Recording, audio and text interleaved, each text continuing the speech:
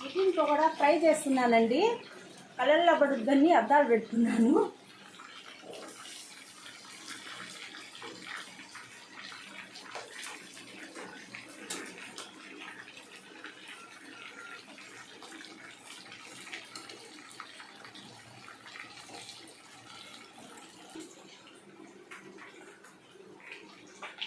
ఇదండి చికెన్ పకోడా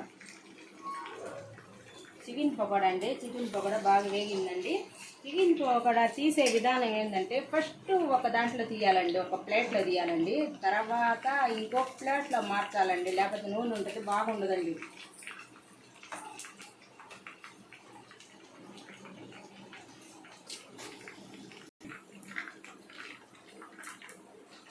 ఇదండి chicken pakoda ready అయిపోయింది. దీంట్లో నుంచి స్టవ్ ఆఫ్ చేస్తున్నాను.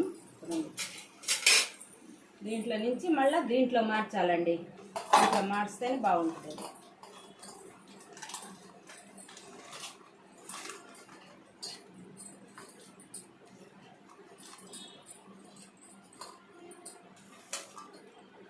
చూసారా నూనె ఎంత వచ్చిందో? అది బాగుండదండి. Chicken pakoda ready.